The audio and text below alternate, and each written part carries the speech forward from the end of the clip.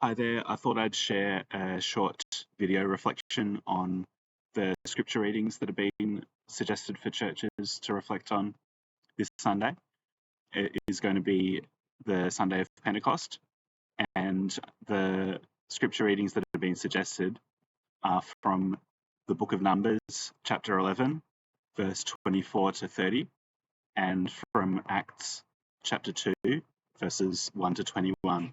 There's also the gospel reading. I'm not going to talk about it a lot in this reflection, but if you want to read it, the gospel reading is from John chapter 20, verse 19 to 23. So feel free to pause the video and you can have a read of some of those readings and then start the video again. So in today's reading from the Jewish scripture from the book of Numbers, the people of Israel have been wandering in the desert and it's really wearing them down. They're discouraged. They've had enough. In response to this, their leader, Moses, really questions his own ability to lead. He can't cope anymore. He's only human, and this crisis sends him over the edge. He doesn't think that he can take it anymore. In response to this, God tells Moses to gather 70 elders, all men it seems, and that God will give them part of God's Spirit, so that Moses doesn't have to carry the responsibility of leadership on his own. God's Spirit leads these elders to prophesy on that occasion. But then, outside the gathering place, God's Spirit is also leading to other men to prophesy in the camp. This isn't what's supposed to be happening. And one man does go and dob to Moses about this, goes and tells Moses about what's happening in the camp while he's gathering with the elders. Joshua, who's Moses' assistant, sees this as a threat to Moses' authority and tells Moses to stop them. But Moses doesn't seem threatened by this. Moses allows for something unexpected. He allows for another voice that he doesn't control. He's not intimidated by something new from outside what he has established. He's glad that God's Spirit is moving outside those structures, speaking through new and surprising voices, because he's recognized his limitations. He's gotten to this point because he's gotten burned out by the leadership resting on the shoulders of just him. Moses dares to imagine God's Spirit being poured out on all God's people. In the reading from Acts, we again hear God speaking through unexpected voices. Jewish men from all over the world are in Jerusalem on pilgrimage, and they hear the good news of the resurrected Christ. And they don't just hear it in Hebrew, the language of the temple, or just in Latin, the language of the empire. Thanks to the arrival of God's Spirit, each of them hears it in the familiar, everyday, local language of the place where they have come from, the place where they have found home in the world. You can't say exactly the same thing in one language as you can in another. Each language encodes a way of thinking and living, a way of seeing the world. So each person would have been hearing the good news of Christ's resurrection in a way that was unique to the language that they were hearing it in. Once again, in this story, God is speaking in voices that we wouldn't have expected, voices from every corner of the world. What's more, the good news is being spoken by people from the backwater of Galilee, not people who would be expected to be educated in cosmopolitan world languages. When Peter addresses the crowds about this, he says that this is what has been prophesied, that God's Spirit will be poured out on all kinds of people, young and old, women and men, slaves and free.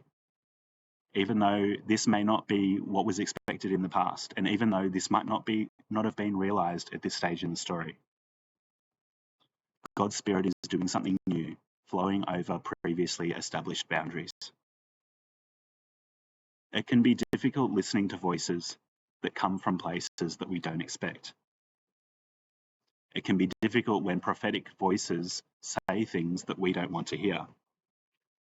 On Thursday, I listened to a talk from Emily Hayes, who is a Uniting Church deacon and historian who leads the congregation at John Flynn Memorial Church in Barntua, Alice Springs. She was talking about the struggle to tell John Flynn's story because he's treasured as a hero who helped to make the north of this continent livable for colonist people by establishing the Royal Flying Doctor Service, which now also serves many remote Indigenous communities. But during his life, his own attitude towards First Peoples was dismissive, and he didn't believe the Flying Doctors should serve Indigenous people. For people who had spent their lives continuing John Flynn's legacy of medical service in remote areas, it can be hard to hear the difficult parts of the story. It can be hard to hear the voices that we've not already authorised to speak. I've noticed this myself at a project that I've invested more than a decade of my life in, the Indigenous Hospitality House, where we accommodate Indigenous folks when they have to come to the city for hospital. Because of my love for the project and the work that we've done and the healing relationships that we've been able to form, it can be hard to listen to critical voices when they are raised, but those voices may be speaking to us of something new that God's Spirit is doing in the world. I'm wondering, where do you feel that God's Spirit may be moving today? On Friday, it was Sorry Day. This year, I've also been hearing it called National Day of Healing. It's a day that's set aside to grieve the harm that has been caused by the stolen generations. We're now 2 days into Reconciliation Week, and I know that not everyone thinks the language of reconciliation is very helpful in this place, because it can imply that there was an existing relationship between First Peoples and colonists that was ruptured. And reconciliation can sound like it is a smoothing over of the hurt that has been caused, so we can just move on. Reconciliation can sound like it is about trying to get things sorted out once and for all, so that continuing problems can't be raised again. I know some folks have preferred to talk about agreeing to walk together. That's the language that I've heard from Congress a lot of the time. Others have talked about becoming friends or seeking healing. At the moment in our society, we're talking about having a First Peoples voice to Parliament. And as a church, the Uniting Church Assembly has agreed that we will support the yes vote. We've agreed to that because we've committed to working with the Uniting Aboriginal and Islander Christian Congress in solidarity. Congress has asked for our support on this, and so we've listened to them. That doesn't mean that we might not still have questions. It doesn't mean that we think that if the yes vote wins, that everything will be sorted out and reconciled once and for all. If the yes vote wins, we'll still have work to do. So many commitments have been made by governments and then ignored. Consultative bodies have been set up before and then neglected or undermined. A win for the yes vote will not mean that we can stop listening. The point of a voice is we need to listen and act.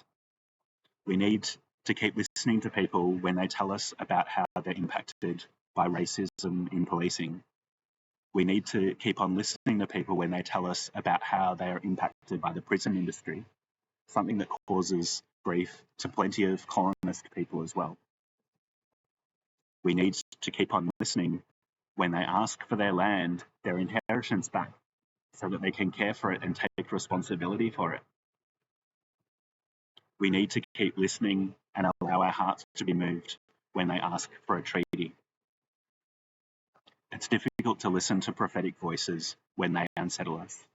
But if we're not able to hear their voices when they speak difficult truths and ask for change, we may not be able to hear the good news of healing and new life in our society. Listening to these voices from the margins of our society, or from the centre of our society, depending on how you look at it, can lead us in a new direction, away from an uneasy, shameful society to become a society that strives for a good life for everyone.